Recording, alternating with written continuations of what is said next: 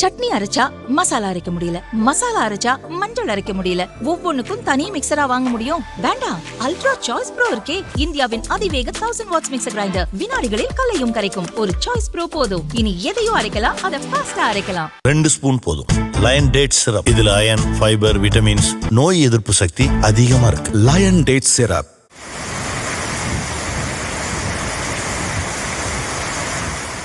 தமிழகத்தில் வடகிழக்கு பருவமழை தீவிரமடைந்துள்ளது.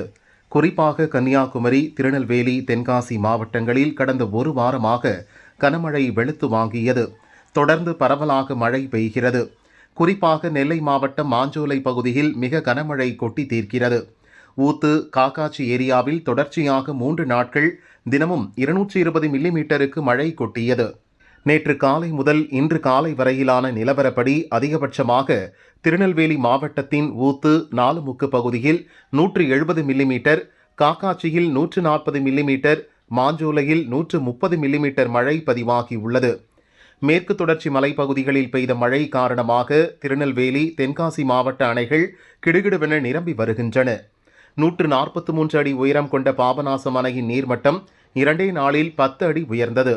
இப்போது 131.95 அடிக்கு நீர் நிரம்பிவிட்டது. அதேபோல் 156 அடி உயரம் கொண்ட சேர்வலாறு அணை நீர்மட்டம் 2 நாளில் 8 அடி உயர்ந்து இப்போது 149.57 அடியாக உள்ளது. 118 அடி உயரம் கொண்ட மணிமுத்தாறு அணையும் 2 நாளில் 7 அடி உயர்ந்தது. இப்போது 106.27 அடிக்கு நீர் நிரம்பி உள்ளது. இந்த 3 அணைகளுக்கும் வினாடிக்கு 20,000 கன அடி வரை தண்ணீர் வருகிறது. வினாடிக்கு 16,000 கன அடி தண்ணீர் திறக்கப்பட்டுள்ளது. இதோடு கடனா நதி, ராமநதி ஆகிய அணைகளில் இருந்து திறக்கப்படும் தண்ணீர், பல சிற்றோடைகளில் இருந்து வரும் தண்ணீரும் தாமிரபரணியில் கலக்கிறது. இதனால் தாமிரபரணி ஆற்றில் வினாடிக்கு 20,000 கன அடி வரை தண்ணீர் பாய்கிறது.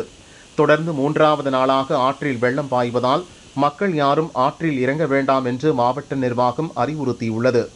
அதேபோல் திருநெல்வேலி, தென்காசி மாவட்ட அருவிகளிலும் தொடர்ந்து வெள்ளப்பெருக்கு நீடிக்கிறது. மணிமுத்தாறு, அகஸ்தியர் அருவிகளிலும் குற்றால அருவிகளிலும் குளிக்க தடை நீடிக்கிறது.